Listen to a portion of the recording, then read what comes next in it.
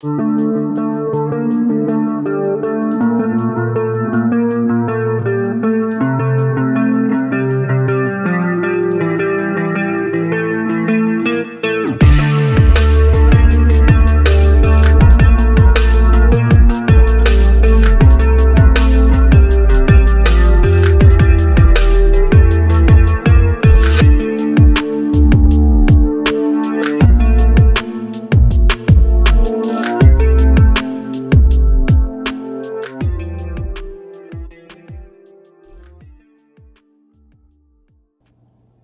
everybody, Corey here, coming at you with another knife review. This time it is of the Tour Knives Merchant. This is the Shadow Black Tonto version.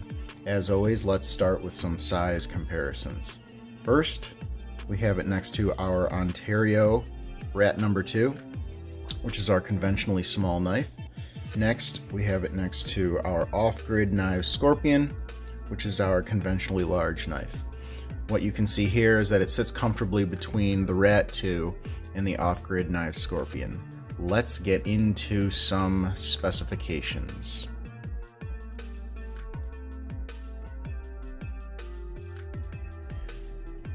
The Tour Knives Merchant has an overall length of 8 inches, a blade length of 3.75 inches, a handle length of 4.25 inches. A blade thickness of 1/8 of an inch, an overall thickness of 0.5 inches, and a weight of 5 ounces. This is made with titanium and S35VN blade steel.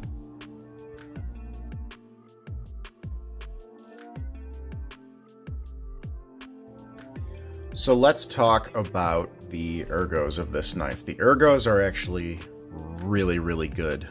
It's been a long time since I've had a knife fit this comfortably in my hand, and I believe that a lot of that has to do with that 1/2 inch of thickness here. This is a pretty thick knife, and if you put it next to the Ontario Knives Rat 2, you can see that it is essentially an entire scale thicker than the Rat 2. So this thing really fills out your hand. So going back to the specs, yes, it's comfortable, probably because of how thick it is, but also keep in mind that it weighs 5 ounces, which is relatively heavy for a knife. The jimping is very aggressive, but from a jimping perspective, I would say that that means it is very effective. I mean, that's the point of jimping. We'll talk a little bit more about that down the road, when we talk about what I think they could improve on a little bit with this knife, but just for the record, the jimping is extremely effective. In terms of hot spots, the knife doesn't really have any that I can immediately feel. The pocket clip, being such shallow carry where it is, really kind of sits right in the palm of my hand when I'm grabbing this knife. So the pocket clip actually doesn't present any hot spots. Believe it or not, the only hot spot that I'm getting is along this inner edge of the knife. I think they could have used a little bit of chamfering on the inside of the knife, but I will formalize that down the road when I talk about things that I think that they can improve here. In terms of things like choils, there is no full finger choil here. However, the sharpening choil, as you can see, far exceeds the plunge. It is more than adequate. You should have no issues sharpening this knife running into the plunge. The other thing I'll talk about, deployment. The thumb studs. They are adequately machined, and they are not rounded, and they are not chamfered, and that's kind of one of my pet peeves when it comes to thumb stud knives. A lot of companies seem to put out a thumb stud deployment knife, and then they make the thumb studs kind of hard to get a hold of. That is not the case here. This is almost impossible for me to fail unless I'm going out of my way to fail it. These thumb studs are absolutely wonderful. I have no problem getting a grip on them. And of course, you can always slow roll it as well.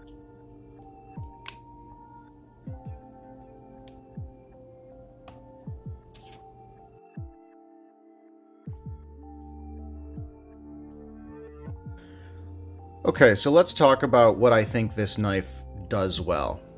For starters, I mean, it's got quality materials, but you are paying for that, so I don't think that's something really to call out here. The fit and finish is actually pretty darn good. I do have a few complaints, I'll talk about them later, but, you know, literally, look at the finish. I think this knife is absolutely beautiful. They've done a great job with the finish. The finish on the blade perfectly matches the finish on the handle, and you can see that in the way that it reflects in the light. It really gives this knife a complete feel. It really gives this knife a very intentional feel, and it lets you know that they were really thinking about what they were doing here when they made this. The ergos, of course, I've already mentioned. The ergos are absolutely great. I loved, when I sharpened this, when I put a mirror edge on this, that primary bevel straight out of the box, it was perfect. It was absolutely perfect, and of course it can't focus on it, but believe it or not, unfortunately, it is quite rare that I get a knife that has primary bevels that are actually symmetrical. You can see here, looking at the tip, there you go. We have absolutely no symmetry issues here. The action, in my opinion, is very good. It does remind me a little bit, dare I say, of a Chris Reeve. Not nearly as tight as a Chris Reeve, but it's very smooth and it's very solid. You cannot drop shut this knife. That's simply not what it was designed for. I mean, you know, you can shake it, but it's not going to go, you know, all in one swoop. Overall, the machining, the finish, the blade, the grind, you know, all that kind of stuff, it's good. I have absolutely no issues from that perspective. What do I think this knife could improve on? Well, you're seeing one thing right now. See that right there? That blade is a little too close to the back of those scales, and I tell you what, if you've been watching my channel for any amount of time, you know I pretty much only cut myself on knives that are closed these days, and this is exactly how it happens. I have not done it yet with this one, but I also just put a razor edge on it. Be careful.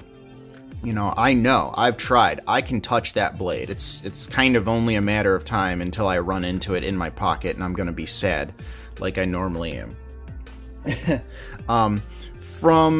Let's see. Oh yeah, the jimping. Okay, I mentioned the jimping earlier. I think they could improve this by actually making it a little less aggressive. You know, the fact of the matter is, you know, a lot of times people say, "Oh, this is really good if you've got gloves on." The vast majority of people are never going to be using their knives while they wear gloves. This jimping is extremely aggressive, and to be quite honest, it's pretty much just straight up uncomfortable. It's not completely egregious, but I do think they could really benefit from chamfering the edges a little bit just to take some of that off. I think they've got a good thing going here in terms of the aggression. Jimping should be aggressive, but you need to walk the line between effective jimping and jimping that requires you to wear gloves. The other thing, from kind of a quality control perspective, you see how the pivot is kind of raised on this side? And you see how the pivot is kind of sunken in on this side? I have taken this apart, I put it back together. I cannot get that to, you know, to fix itself for the life of me. When this knife is fully tightened, fully assembled, that is simply what it does. I would like to see them improve that, you know, given the price point of this knife. And then again, finally, I would like to see them chamfer the inside of these handles, as that is kind of the only hot spot. When I really grip this knife, you know, they're not going to cut you. They're not sharp in that regard, but they are uncomfortable when they squeeze the fat of your fingers between them. The other thing, and we're going to talk about this later with the price, this knife has a lot of lock stick. And the primary reason for that, let's do it one more time. All right, you hear that, you see that. The primary reason for that is that if you take a look, there is no lock bar insert, and there also is no over travel stop. It's kind of hard to say that I would like them to improve this, because at the end of the day, that's going to add some cost. That's not just something you just do. It's going to add some cost to the knife. So we'll talk about that in a little bit when I get to the value section, but you know, we could improve on that. I think it's something that this knife does need.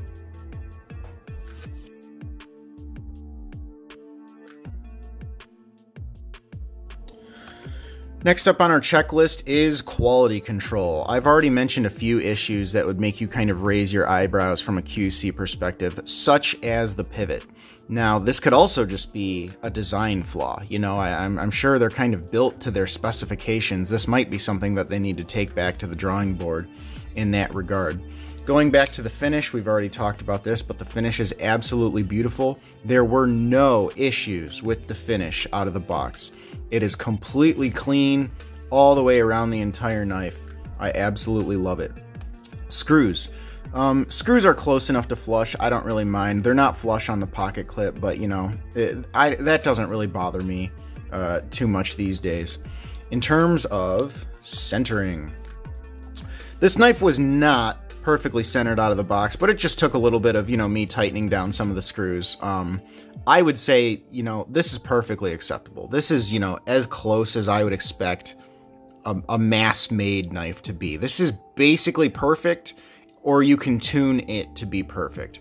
I have absolutely no issues with this. In terms of lockup, for mine personally, I'm looking at about 40%.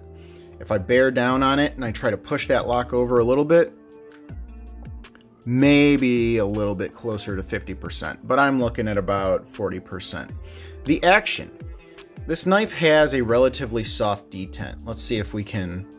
Yep, there you go. Try it again. Now, don't get too worked up over this. You can see I have to put a conscious effort into it. I have to give it a pretty good thwack to get that blade to open.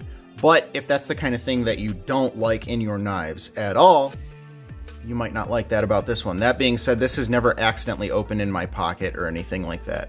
Some people have complained that the soft detent makes it so that they fail the action. I don't know. You know, I found with proper lubrication and, you know, very minimal effort, you can see I'm not using my wrist here, I have no issues deploying this knife. It just happens to have a soft detent. And honestly, I like a soft detent on a knife like this, especially with phosphor bronze washers, that you might consider rolling open. I don't like rolling open knives with stiff detents that have that kind of like that pop, you know, when you're first trying to do it. I have no issues from the point of view of the action. In terms of blade play, rock solid. Rock solid. I'm very impressed. Very, very impressed. There is no blade play. No front to back. No side to side.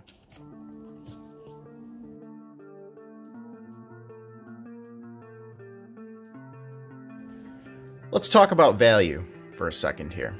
I think this is one of the most interesting points to talk about on this knife. So what you're getting is an S35VN titanium frame lock running on phosphor bronze washers, okay?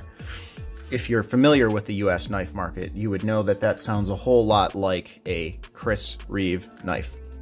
And unfortunately, I think this is going to end up being compared to Chris Reeve knives.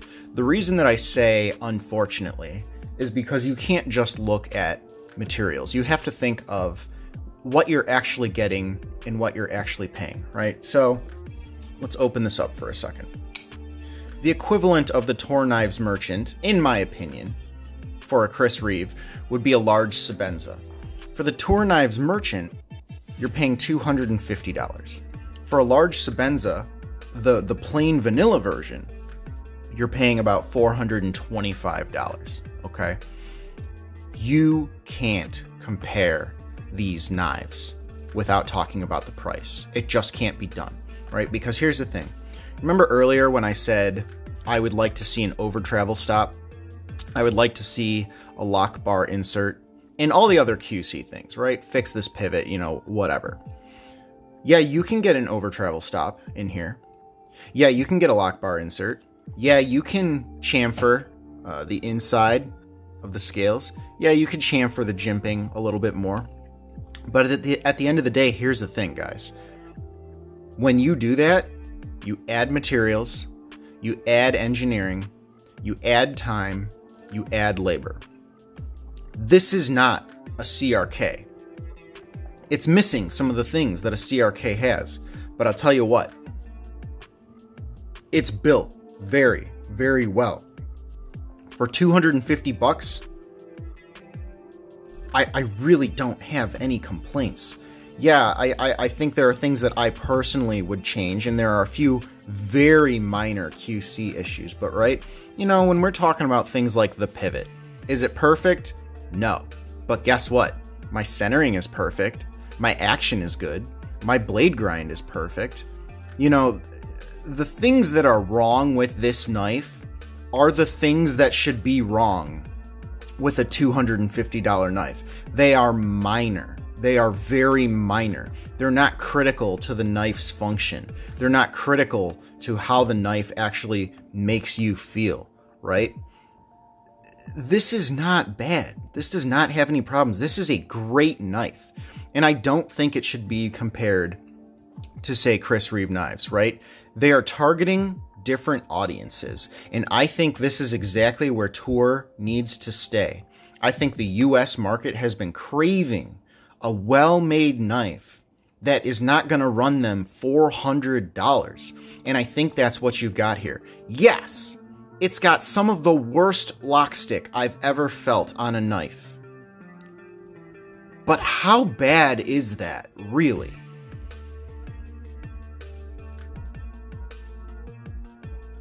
If lock stick ruins your day, then that's something that you need to consider. But honestly, that's pretty much the most egregious thing on this knife, and that is really not that much of a problem for me.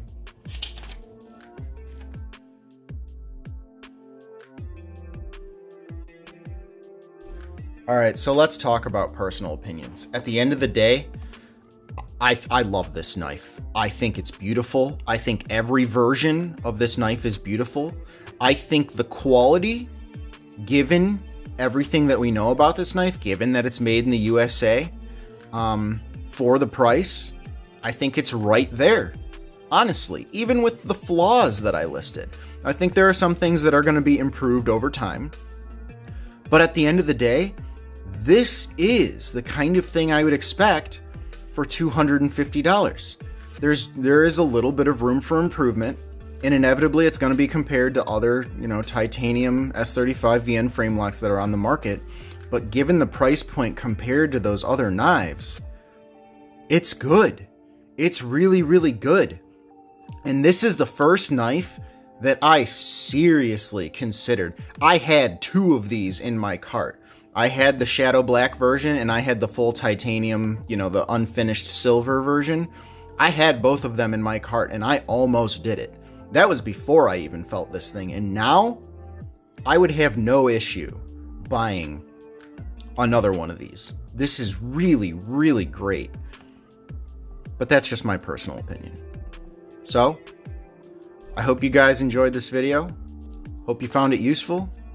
Do your research on Tour. They're definitely worth looking into. Their knives are, man, they're cool. They're very cool. I will say that at the very least. They are cool. Hope you guys enjoyed this. See you next time.